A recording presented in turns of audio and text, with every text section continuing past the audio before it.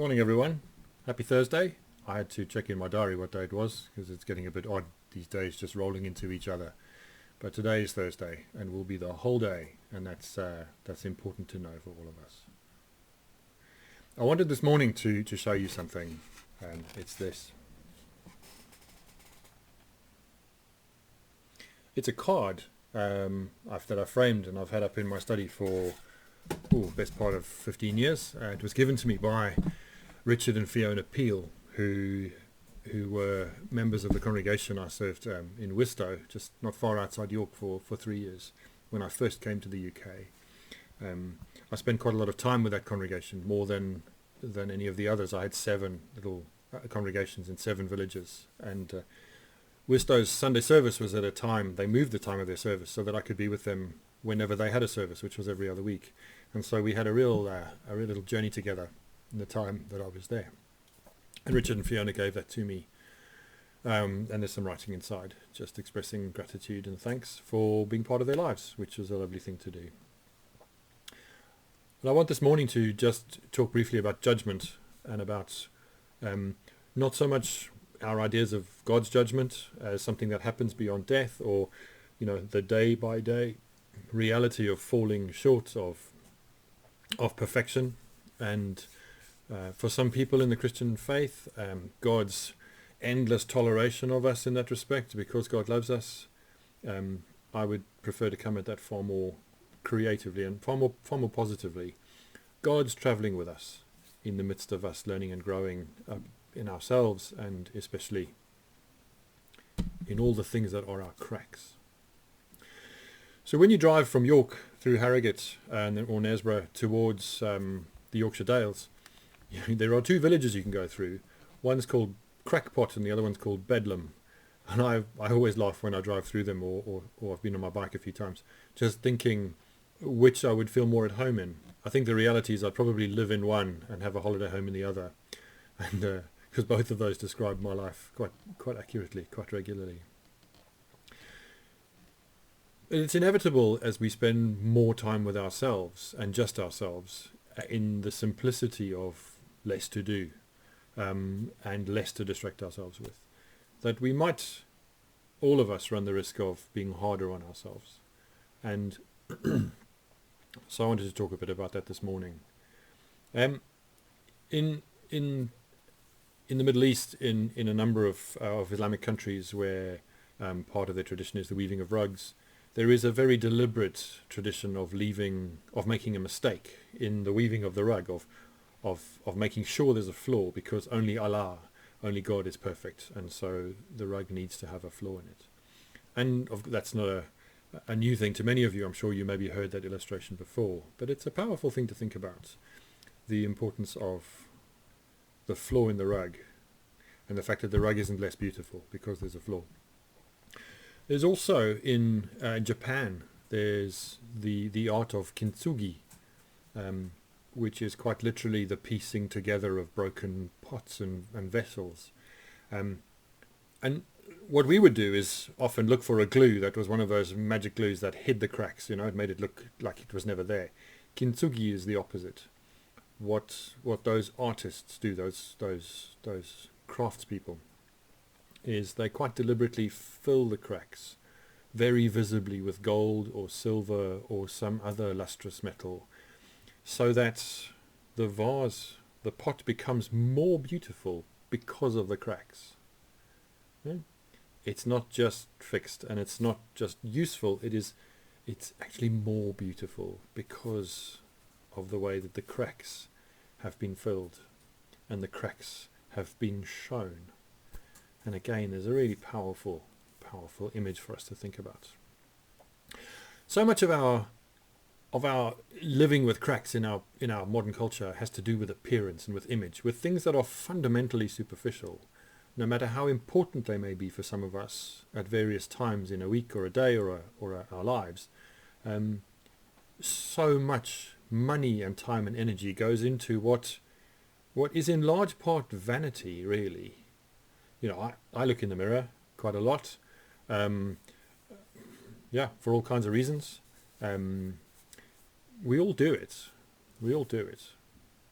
But just last night I was watching television with Rebecca, and there was an advert for one of those. It looks like a razor, but you brush it through your beard, and then all your beard gets dyed to the same color, and the grey goes away.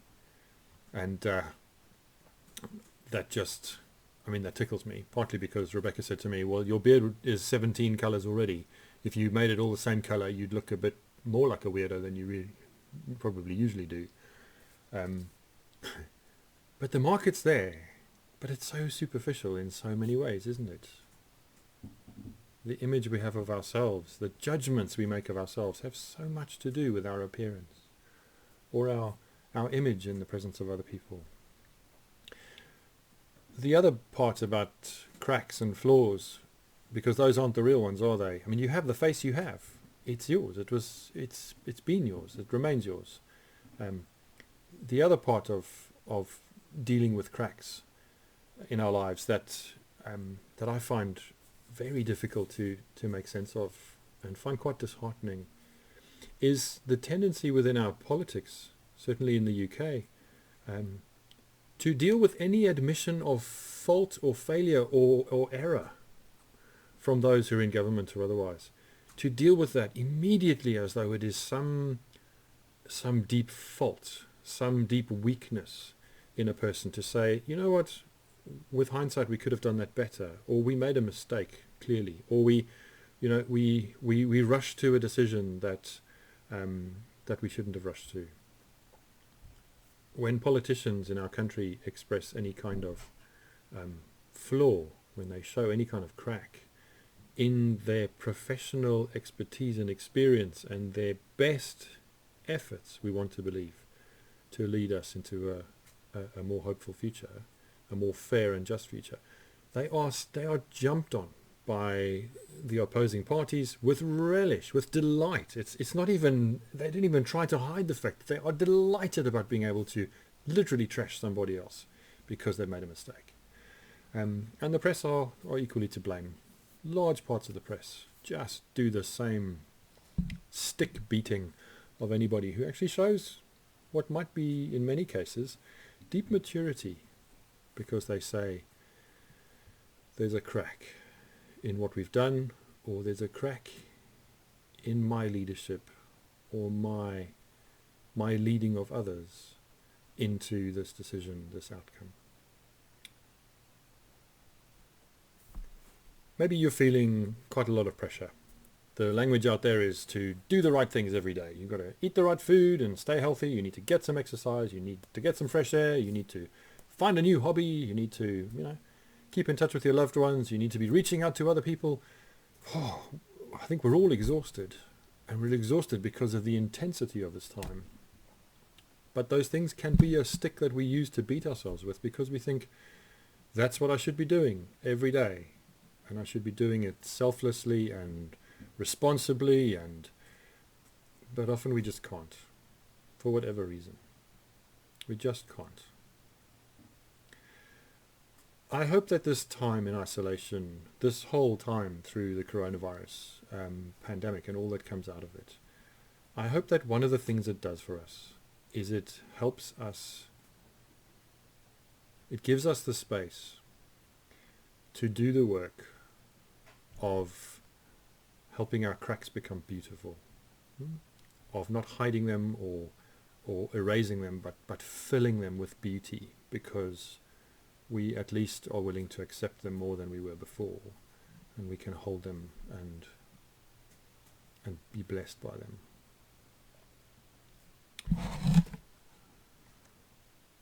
There it is. Blessed are the cracked, for they let in the light. Whatever your cracks are, whatever they look and feel like for you today, I hope that you can be gentle with yourself and suspend judgment as much as you can. Not pretend they aren't there, and but I hope that you can step back from rushing to judgment over the things in you that are flaws or weaknesses.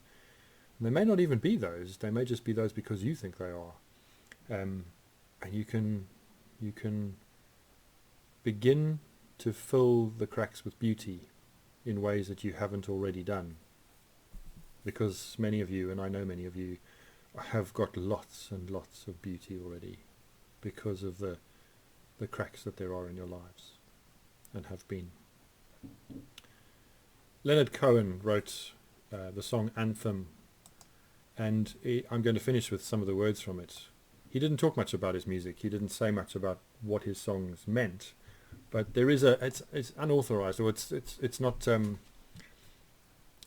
verified, but it's reported that he said about this song: "The future is no excuse for an abdication of your own personal responsibilities towards yourself and your job and your love. Ring the bells that still can ring. They're few and far between, but you can find them.